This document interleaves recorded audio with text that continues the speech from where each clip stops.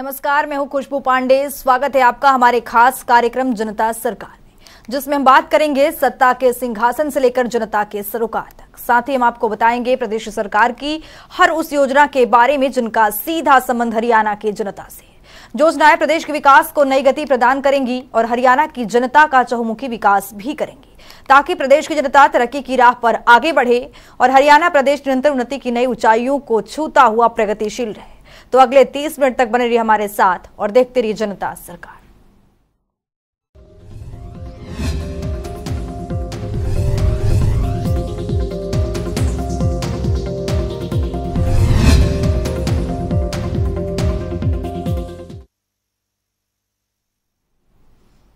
हरियाणा प्रदेश में नागरिकों की खुशहाली मुख्यमंत्री मनोहर लाल की पहली प्राथमिकता है, जिसके लिए मुख्यमंत्री मनोहर लाल कई महत्वपूर्ण कदम उठा रहे हैं।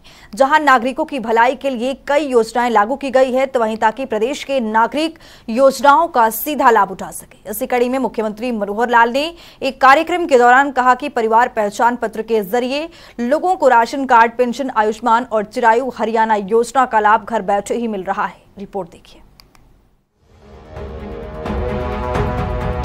हरियाणा में निरंतर मनोहर नीतियों की वजह से प्रदेश और प्रदेशवासियों का विकास हो रहा है। मुख्यमंत्री मनोहर लाल प्रदेश में नागरिकों के विकास के लिए हर संभव प्रयास कर रहे हैं। इन सबको ध्यान में रखते हुए चंडीगढ़ में एक कार्यक्रम आयोजित किया गया, जहां मुख्यमंत्री मनोहर लाल ने कहा कि प्रदेश में पारिवारिक जमीनों के बंटवारे के झगड़े के निपटान के लिए जल्द ही नया कानून लेकर आने वाले हैं, ताकि वर्षों तक अदालतों में जमीन के बंटवारे के झगड़े लंबित न रहे। इसके अलावा राज्य में लगभग 100 गांव ऐसे हैं जिनकी चकबंदी नहीं हुई है। इसके लिए भी एक वैज्ञानिक तरीके से चकबंदी करवाने की योजना तैयार की जा रही है। इसके साथ ही मुख्यमंत्री मनोहर लाल ने कहा कि गुरुग्राम की तर्ज पर प्रदेश के अन्य जिलों को भी औद्योगिक और आर्थिक रूप से विकसित करने पर बल दिया जा रहा है। वहीं गुरुग्राम एक ग्लोबल सिटी और IT हब बन चुका है। दुनिया की 400 फॉर्च्यून कंपनियों के ऑफिस गुरुग्राम में है। इसी तरह फरीदाबाद जिला भी अब आगे बढ़ रहा है। वहीं जेर एयरपोर्ट से कनेक्टिविटी होने से यहां औद्योगिक गतिविधियों में बढ़ोतरी हो रही है। इतना ही नहीं, हिसार में एयरपोर्ट शुरू होने से उस जिले में और भी अधिक प्रगति होगी। मुख्यमंत्री मनोहर लाल ने कहा कि पंचकुला जिला भी एक सेंट्रल लोकेशन पर है। इतना ही नहीं, चंडीगढ़ एयरपोर्ट का फायदा भी मिलता है। इसीलिए सरकार ने जिले में विकास को बढ़ावा देने के लिए डेवलपर को आकर्षित करने के लिए ADC की दरें कम की है। अब डेवलपर निवेश कर रहे हैं और जल्दी पंचकुला भी एक आर्थिक राजधानी के रूप में उभरेगा। मुख्यमंत्री मनोहर लाल ने कहा कि आम जनमानस की परेशानी को दूर करना ही हमारा मुख्य उद्देश्य है। इसीलिए हम नई तकनीक का प्रयोग करते हैं और जिसमें हमें सफलता मिलती है। वहीं परिवार पहचान पत्र के माध्यम से लोगों को राशन कार्ड, पेंशन, आयुष्मान और चिरायु हरियाणा योजना का लाभ घर बैठे ही मिल रहा है। इसीलिए हमने PPP को नई परिभाषा दी है और PPP यानी permanent protection of poor people. मुख्यमंत्री ने कहा कि नागरिकों की तकलीफों को और करीब से समझने के लिए अभी जनसंवाद कार्यक्रम शुरू किया है। इसका मुख्य उद्देश्य है सरकारी योजनाओं का लाभ धरातल पर कितना पहुंच रहा है, इसका मूल्यांकन करना। जनसंवाद के दौरान लोगों ने राज्य सरकार की योजनाओं और पारदर्शी व्यवस्था पर सहमति जताई है कि ये सब व्यवस्थाएं ठीक है। लोगों ने बताया कि पहले उन्हें नौकरी के पैसे देने पड़ते थे, लेकिन हमारी सरकार ने पर्ची खर्चे सिस्टम को बंद किया और मेरिट के आधार पर नौकरियां देने का काम किया। इसके अलावा ऑनलाइन ट्रांसफर पॉलिसी से कर्मचारियों को भी बड़ी राहत पहुंची है।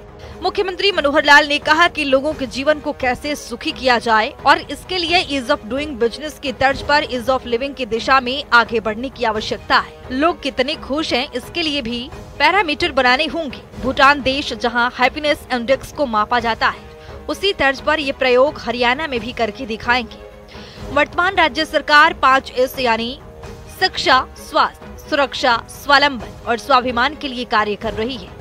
अब इसमें छठा S यानी सुशासन भी जोड़ दिया है।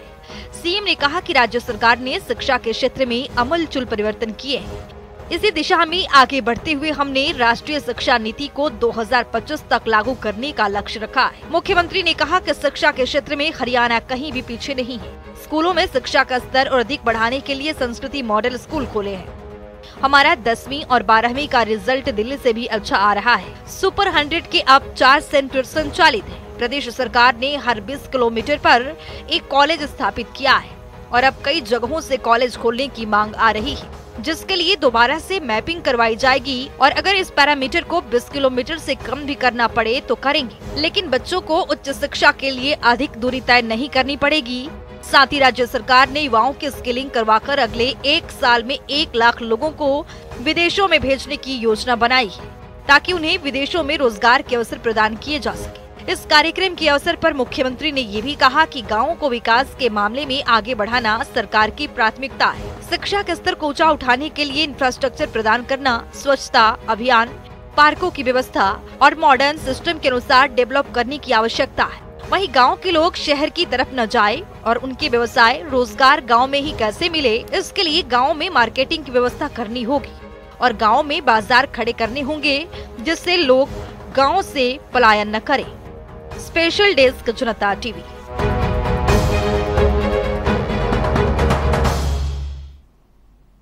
हरियाणा की मनोहर सरकार के कुशल नेतृत्व में प्रदेश नई ऊंचाइयों को छू रहा है। मुख्यमंत्री मनोहर लाल की नीतियों के चलते हरियाणा देश के अग्रणी राज्यों में शुमार होता जा रहा है। इसी कड़ी में मुख्यमंत्री मनोहर लाल ने अंबाला लोकसभा क्षेत्र के जनप्रतिनिधियों एवं प्रबुद्ध व्यक्तियों और विभिन्न विभागों के प्रशासनिक सचिवों के साथ विशेष बैठक की अध्यक्षता की। लगभग 4 घंटे से अधिक चली इस मैराथन बैठक में प्रबुद्ध व्यक्तियों ने विकास परियोजनाओं और सरकारी योजनाओं का जमीनी स्तर पर क्रियान्वयन संबंधी कठिनाइयों की जानकारी दी। रिपोर्ट देखिए। हरियाणा की मनोहर सरकार के नेतृत्व और मार्गदर्शन में प्रदेश के किसान सुख और समृद्धि की ओर अग्रसर हो रहे हैं। मुख्यमंत्री मनोहर लाल की सोच है कि प्रदेश के नागरिकों तक सरकार की सभी महत्वपूर्ण योजनाओं का लाभ प्रदान हो सके, जिसके लिए मुख्यमंत्री मनोहर लाल निरंतर इस दिशा में सार्थक कदम बढ़ा रहे हैं। और इसी कड़ी में मुख्यमंत्री मनोहर लाल ने अंबाला लोकसभा क्षेत्र के जनप्रतिनिधि एवं प्रबुद्ध व्यक्तियों और विभिन्न विभागों के प्रशासनिक सचिवों के साथ विशेष बैठक की अध्यक्षता की। लगभग 4 घंटे से अधिक चले इस मैराथन बैठक में प्रबुद्ध व्यक्तियों ने विकास परियोजनाओं और सरकारी योजनाओं का जमीनी स्तर पर क्रियान्वयन संबंधी कठिनाइयों की जानकारी दी। मुख्यमंत्री मनोहर लाल ने प्रशासनिक सचिवों को निर्देश दिए कि अंबाला लोकसभा क्षेत्र के तहत पड़ने वाली सभी विधानसभा क्षेत्रों में लंबित विकास परियोजनाओं की प्रगति से संबंधित आगामी 15 दिनों में रिपोर्ट प्रस्तुत करें। साथ ही विधानसभा क्षेत्र के जनप्रतिनिधि एवं प्रबुद्ध व्यक्ति भी अधिकारियों के साथ समन्वय स्थापित कर कार्य को प्रगति पर लाने में सहयोग करें। बैठक में प्रबुद्ध व्यक्तियों की ओर से उठाए गए मंडियों में गेहूं उठान में आ रही दिक्कत के मुद्दे पर मुख्यमंत्री ने अधिकारियों को निर्देश दिए कि अधिकारी ये सुनिश्चित करें कि ज्यों ही मंडी में गेहूं का तोल हो जाता है, त्यों ही कम से कम समय में उठान सुनिश्चित करें। इसके लिए अधिकारी स्थानीय ट्रांसपोर्ट और खरीद एजेंसियों के अधिकारी के साथ निरंतर संपर्क करें और आवश्यक दिशा निर्देश भी दें। अधिकारी मंडियों का निरीक्षण भी करें और खरीद प्रबंधों का मौके पर जायजा लेकर समस्याओं का निवारण भी करें। मुख्यमंत्री ने कहा कि आमजन की व्यक्तिगत और सार्वजनिक शिकायत और सुझाव तो सीएम विंडो के साथ साथ जन संवाद पोर्टल और मुख्यमंत्री जन संवाद कार्यक्रम के दौरान मिल जाते हैं।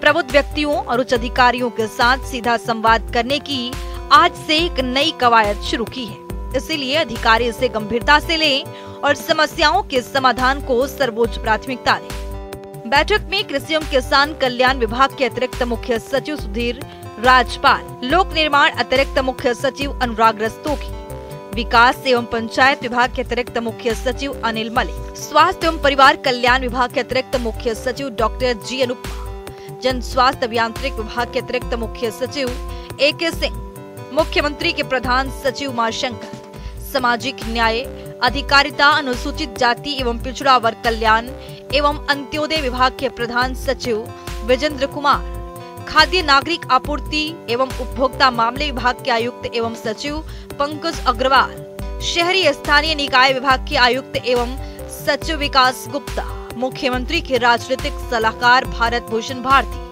OSD सुधांशु गौतम और भूपेश्वर दयाल उपस्थित रहे। जनता टीवी के लिए पवन सिवर की रिपोर्ट।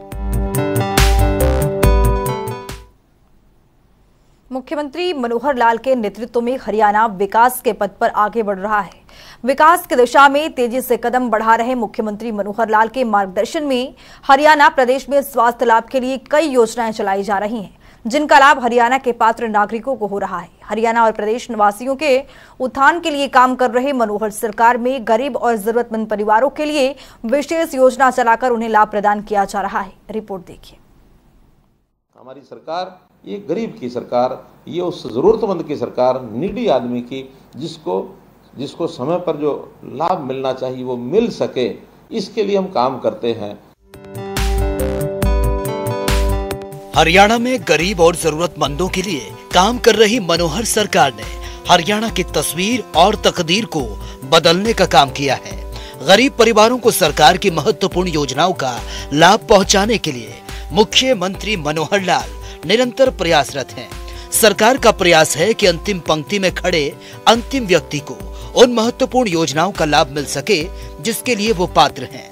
और इसी कड़ी में मुख्यमंत्री मनोहर लाल के मार्गदर्शन में राज्य सरकार 1,80,000 रुपए से कम सालाना आय वाले परिवार को योजना के तहत लाभ पहुंचाने का काम कर रही है। हम हर उस गरीब परिवार को जिसके घर में 2 समय का भोजन नहीं बन सकता, या मानो 1,80,000 से नीचे इनकम है तो उसको राशन कार्ड जरूर पहुंचना चाहिए। 1 लाख रुपए के इनकम के परिवार वालों में से किसी न किसी को मुख्यमंत्री अंत्योदय परिवार उत्थान योजना जो हमने चलाई है उसमें किसी को रोजगार मिलना चाहिए। अगर वो कहीं कोई प्राइवेट काम करना चाहता है, पैसे की उसको आवश्यकता है, तो हम बैंक से लोन लेकर के भी देते हैं। ये काम भी हम कर रहे हैं गरीबों के लिए। हरियाणा को विकसित राज्य के रूप में स्थापित करने की दिशा में बढ़ रहे मुख्यमंत्री मनोहर लाल के पिछले 8 सालों के कार्यकाल में हरियाणा के हर क्षेत्र, हर वर्ग को तेजी से विकास संभव हो सका है। गरीबों के उत्थान के लिए काम कर रही मनोहर सरकार में हरियाणा में नागरिकों के स्वास्थ्य लाभ के लिए कई योजनाएं चलाई जा रही हैं। आयुष्मान भारत योजना के तहत केंद्र सरकार के मानदंडों के अनुसार हरियाणा में 15.5 लाख परिवारों को 5 लाख रुपए का स्वास्थ्य बीमा कवर प्रदान किया गया है। वहीं इस योजना का दायरा बढ़ाते हुए हरियाणा के मुख्यमंत्री मनोहर लाल के नेतृत्व में प्रदेश सरकार ने चिरायु हरियाणा योजना शुरू कर आज लगभग 32 लाख परिवारों को आयुष्मान योजना का लाभ प्रदान किया है। जो गरीब परिवार हैं उनको आयुष्मान भारत के नाते से 5 लाख, आयुष्मान कार्ड के नाते से योजना जो बनाएगी, प्रधानमंत्री जी ने बनाई, 5 लाख रुपया हर परिवार का स्वास्थ्य बीमा योजना, ये भी सबको लेके दिया। 15.5 लाख परिवारों को इस योजना का लाभ ये केंद्र सरकार ने दिया। फिर भी हमें लगा कि ये योजना और लोगों को मिलनी चाहिए। जैसे हम राशन कार्ड अभी 27 लाख पहले वाले और जो नए 4 लाख या 5 लाख और जुड़े हैं, लगभग 32 लाख से ऊपर लोगों को राशन कार्ड मिला है। ऐसे सब लोगों को आयुष्मान भारत का लाभ एक नई योजना चिरायु हरियाणा करके जोड़ी, उन लाभ देने के लिए भी हम आगे आए हैं। हरियाणा प्रदेश और प्रदेशवासियों को विकास के पथ पर आगे लेकर बढ़ रही हरियाणा की मनोहर सरकार नागरिकों के स्वास्थ्य की देखभाल को सुनिश्चित करने के लिए निरोगी हरियाणा योजना भी लेकर आई है, जिसके तहत करीब 1 करोड़ से ज्यादा नागरिकों को स्वास्थ्य परीक्षण इनका किया जाएगा।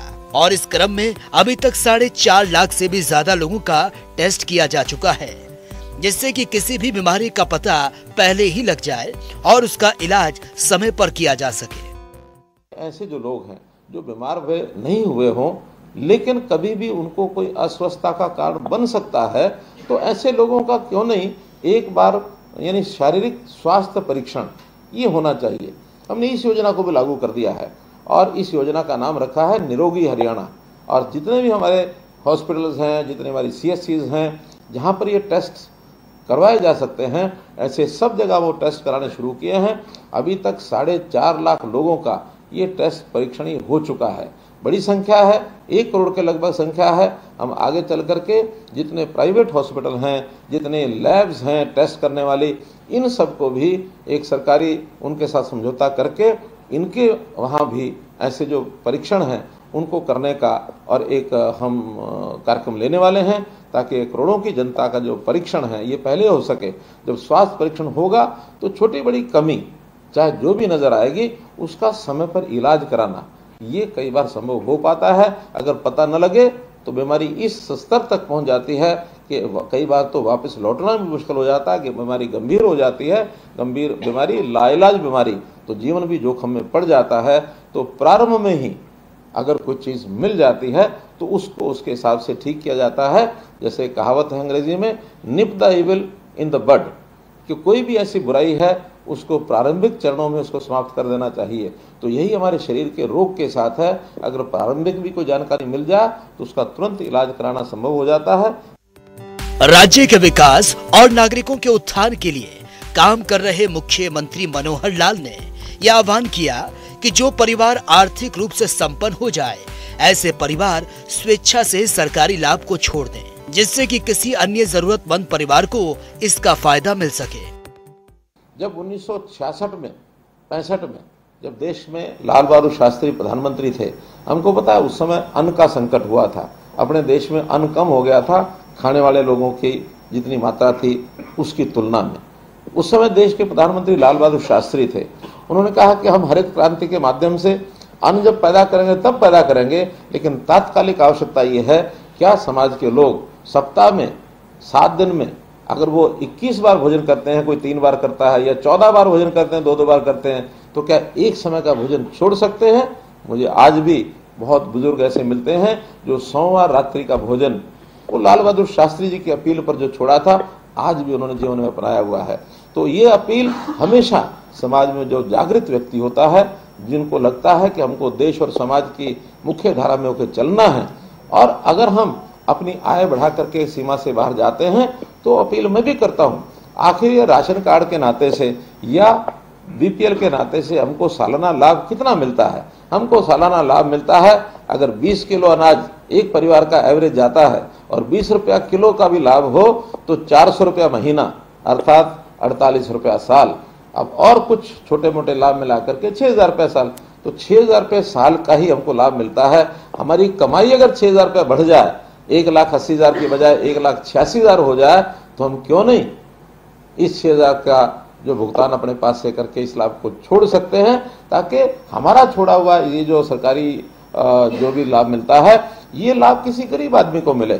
जिस गरीब आदमी को नहीं मिल रहा है उसको ज्यादा मिलेगा, तो वो हमको दुआएं देगा, हमारे ऊपर आशीर्वाद हमारे ऊपर देगा।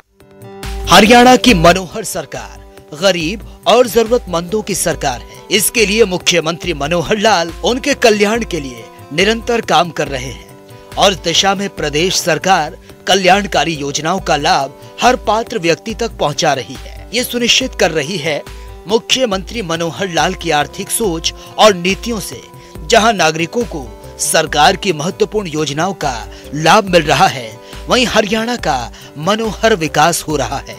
ब्यूरो रिपोर्ट, जनता टीवी। मुख्यमंत्री की मनोहर नीतियों और योजनाओं से हरियाणा का किसान समृद्धि की ओर आगे बढ़ रहा है। आइए ग्राफिक्स के जरिए समझते हैं। हरियाणा में समृद्ध हो रहा किसान। गेहूं की फसल खरीद का 48 से 72 घंटों में भुगतान हो रहा है। 81,381 किसानों के सीधे बैंक खातों में भुगतान किया जा रहा है। आपको बता दें कि मनोहर सरकार की ओर से लगातार किसानों के हित में कई बड़े और कड़े फैसले लिए जा रहे हैं, ताकि प्रदेश के किसान खुशहाल और समृद्ध हो सके। तो गेहूं की फसल खरीद को लेकर 48 से 72 घंटों में भुगतान किया जा रहा है। मनोहर सरकार लगातार कोशिश कर रही है कि किसानों को आय दुगनी किस तरह से किया जाए, किस तरह से हरियाणा के किसान समृद्ध हो सके, किस तरह से उनकी जो भी फसल खराब हो रही है उनका मुआवजा किस तरह से भुगतान किया जा सके। हरियाणा की मनोहर सरकार लगातार इस ओर कदम बढ़ा रही है। मुख्यमंत्री का सोच है कि सरकार के रहते किसी तरह से किसान की कोई दिक्कत और परेशानी का सामना न करना पड़े। लगातार मनोहर सरकार में किसान खुशहाल नजर आ रहे हैं। तो वहीं हरियाणा की मनोहर सरकार प्रदेश में बेसहारा पशुओं को सहारा देने की तैयारी में लगी हुई है। ग्राफिक्स के जरिए दिखाएंगे आपको। बेसहारा पशुओं को सहारा देने की तैयारी में हरियाणा सरकार 12 डिजिट के यूनिक टैग लगाकर पहचान की जाएगी। गौशाला में रह रहे पशु को 4.5 लाख, तो वहीं 1 लाख बेसहारा पशु के लिए भी मनोहर सरकार नई रणनीति पर काम कर रही है। वहीं 635 पंजीकृत गौशालाएं भी खोलने की मनोहर सरकार तैयारी कर रही है। आपको बता दें कि मौजूदा गौशाला में 50,000 बेसहारा पशुओं के लिए भी हरियाणा सरकार कई बड़े और कड़े फैसले ले रही है। आपको बता दें कि पुनर्वास के लिए भी मनोहर सरकार की ओर से लगातार प्रयास किया जा रहा है ताकि बेसहारा पशुओं को किस तरह से सहारा दिया जा सके।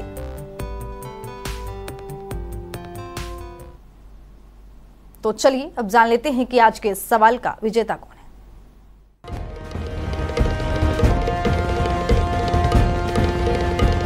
तो बात अब आज के विजेता की। जैसा कि आप जानते हैं, हर रोज एक नया सवाल पूछते हैं और सही जवाब देने वाले के नाम और तस्वीर अपने टेलीविजन स्क्रीन पर दिखाते हैं, साथ ही उसको उपहार भी देते हैं। तो चलिए अब जान लेते हैं कि कल का हमारा सवाल क्या था और कौन है इसका विजेता। कल का हमारा सवाल था, हरियाणा की मनोहर सरकार हरियाणा अंत्योदय परिवार उत्थान योजना का शुभारंभ कब किया था। इसका सही जवाब है ए 28 नवंबर 2021। ढेरों जवाब है, लेकिन आज के हमारे विजेता हैं हिसार से मंजीत राणा। मंजीत, आपको बहुत बहुत बधाई। तो फिर पूछेंगे आज का सवाल, देखते रहिए जनता टीवी।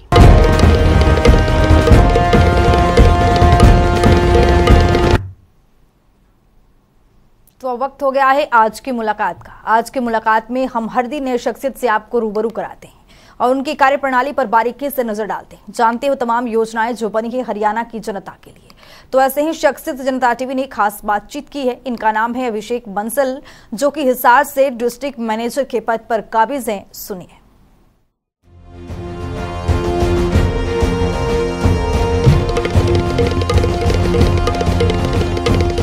आपका इनकम फैमिली आईडी के अंदर वेरीफाइड हो चुका है, तो आप घर बैठे इनकम सर्टिफिकेट बनवा सकते हैं।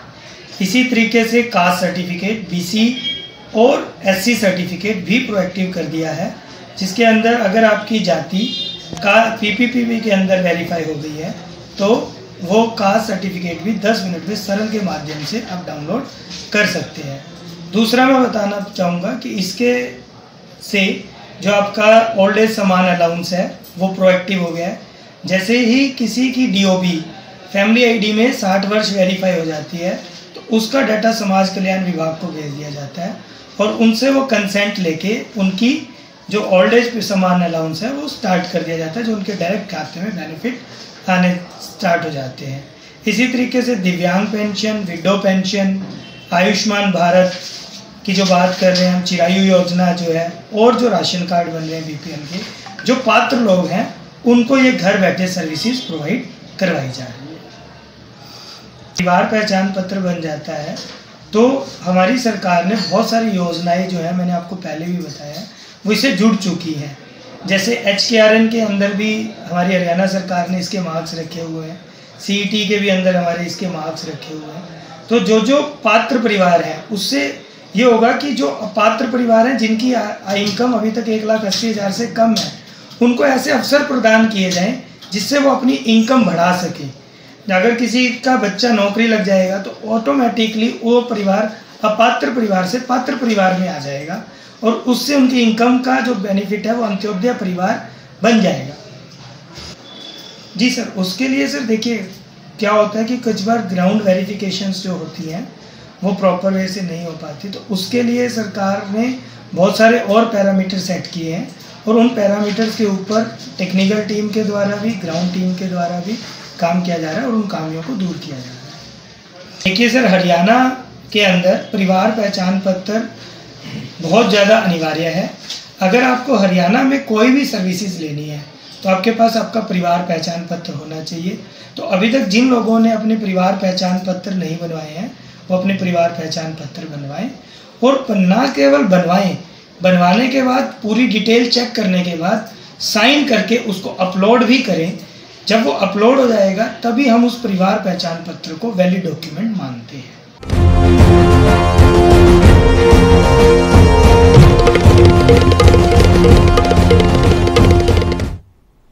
तो वक्त हो गया है आज के सवाल का। तो चलिए अब जान लेते हैं कि आज के इस सवाल में क्या कुछ है।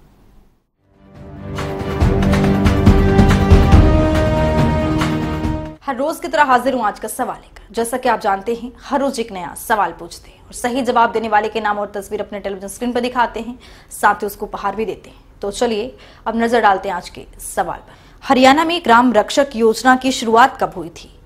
ए 20 मार्च 2022, बी 21 मार्च 2022, सी 19 जून 2021, डी 21 अगस्त 2021। तो दीजिए सही जवाब और बनिए विजेता।